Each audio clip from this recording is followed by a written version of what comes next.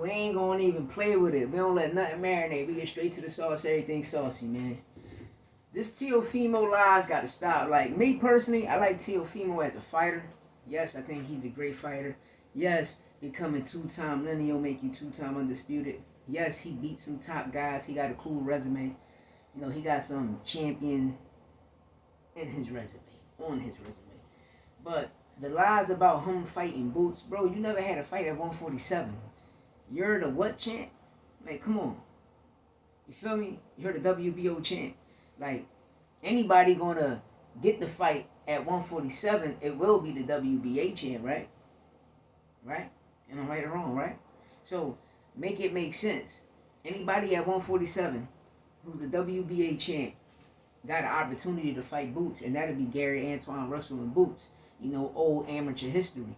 You feel me? But last time I checked, and you know, a lot of people's opinion in the city of Philadelphia, where I'm from, is we're thinking that Boots might go up to 154 and fight Tellez for the WBA because he becomes the world champion because Bud is a champion recess. He's going up to fight Canelo at 168, so Bud got to drop the title, which makes no sense. You feel me? But that makes Tellez at that spot. Then you got Bakram for the IBF. But we see, you know, we don't know, do he have an opponent? So Boots can go either way. He can go Bakram or he can go Tellez. Why? Because he's the WBA and the IBF, you know, unified champ, Ring Magazine champ at 147. You see, so you got a lot of narratives, people that shoot, they just shooting off the hip, telling people false information just to get some views, you know? But, you know, hopefully people get to understand boxing and get to understand boxing better, you know, and how the sport goes now. Because back then, it's nothing like back then. Everybody just worry about the names instead of worrying about the top 10, top 15, top 20 opponents that's ranked in that body sanction, especially the top 10 opponents or the top 20 opponents that's ranked in every title body sanction from the WBC, WBA, WBO, IBF. You feel me? All right, you know.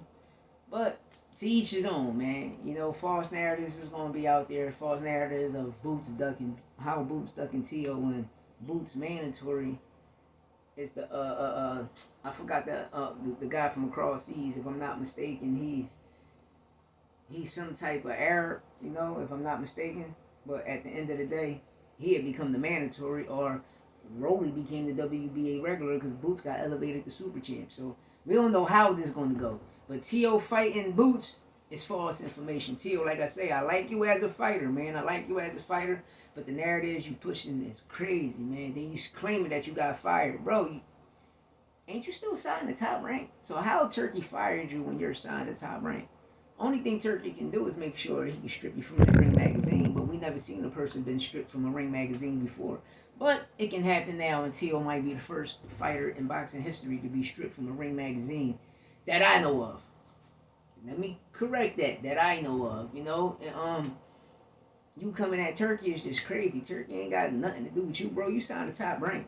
You feel me? You signed the top rank. You're not signed to Turki. You just the Ring Magazine champ. That's it. You feel me? Your advisor, your promoter, the one that put on the fight. So we put respect on Bob Aaron's name, nigga.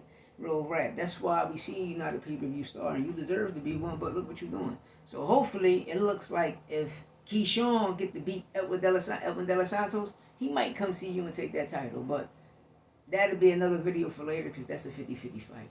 But Teo, stop playing, stop spreading false information. Let me know what y'all think in the comments. Hit that subscribe button. Get the shit out there.